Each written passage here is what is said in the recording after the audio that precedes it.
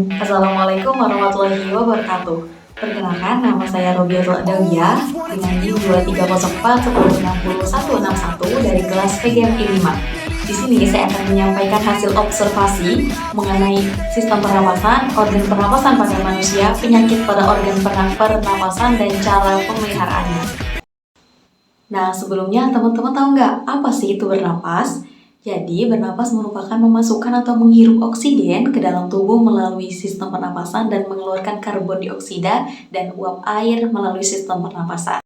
Adapun organ pernapasan pada manusia terdiri dari hidung, pangkal tenggorokan yang disebut dengan laring, batang tenggorokan yang disebut dengan trakea, bronkus, dan paru-paru. Nah, teman-teman, kita menghirup dan mengeluarkan udara melalui hidung. Selain itu, kita juga bisa menghirup dan mengeluarkan udara melalui mulut. Tetapi lebih baik jika kita bernafas melalui rongga hidung, karena di dalam rongga hidung terdapat rambut hidung dan selaput lendir yang berfungsi untuk menyaring udara agar kita terbebas dari debu dan kotoran. Setelah melalui rongga hidung, udara akan masuk ke dalam faring, yaitu persimpangan antara rongga hidung dan rongga mulut.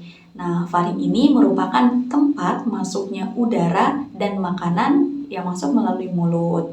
Setelah melalui faring, udara akan masuk ke pangkal tenggorokan atau disebut dengan laring. Di belakang lidah dan di depan laring terdapat epiglotis yang berfungsi untuk menutup saluran makanan saat udara masuk dan menutup saluran udara saat kita makan, sehingga saluran makan terbuka.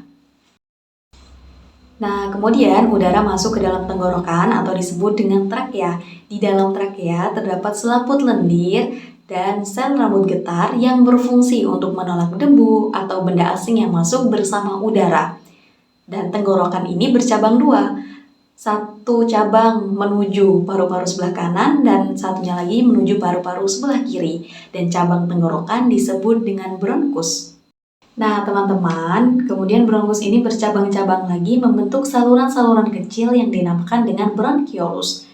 Udara masuk melalui bronchiolus menuju alveoli dan membentuk sekumpulan alveoli yang dinamakan alveolus. Alveolus sendiri merupakan gelombang-gelombang udara yang berada di ujung bronchiolus. Nah, di dalam alveolus ini terdapat pembuluh darah, di mana tempat terjadinya pertukaran gas oksigen dan karbon dioksida. Nah, sistem pernapasan ini ada dua loh. Yang pertama sistem pernapasan dada dan yang kedua sistem pernapasan perut. Sistem pernapasan dada terjadi karena gerakan tulang rusuk oleh otot-otot antarusuk. Pengambilan udara terjadi karena otot-otot antarusuk berkontraksi, sehingga tulang rusuk terangkat menyebabkan rongga dada dan paru-paru membesar. Kemudian oksigen masuk melalui paru-paru. Dan pengeluaran udara terjadi karena otot antar tulang rusuk berelaksasi, sehingga tulang rusuk mengendur menyebabkan rongga dada dan paru-paru mengempis. Kemudian karbon dioksida keluar melalui paru-paru. Sedangkan pernapasan perut terjadi karena gerakan otot diafragma. Diafragma merupakan sekat antara rongga dada dan rongga perut. Pengambilan udara terjadi karena otot diafragma berkontraksi. Posisi diafragma mendatar, sehingga menyebabkan rongga dada dan paru-paru membesar. Sedangkan pengeluaran udara terjadi saat otot diafragma berelaksasi. Posisi diafragma melengkung ke atas, sehingga rongga dada dan paru-paru mengempis. Kemudian karbon dioksida pun keluar melalui paru-paru. Baiklah, di sini saya mempunyai media ajar untuk menjelaskan bagaimana cara kerja paru-paru ketika manusia sedang bernafas. Ketika kita mengambil udara atau menarik nafas, maka paru-paru ini akan mengembang. Nah, seperti ini contohnya.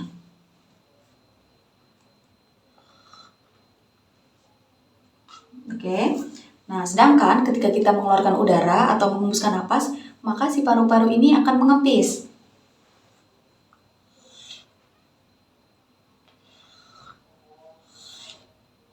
Nah, begitulah cara kerja paru-paru manusia ketika manusia sedang bernapas.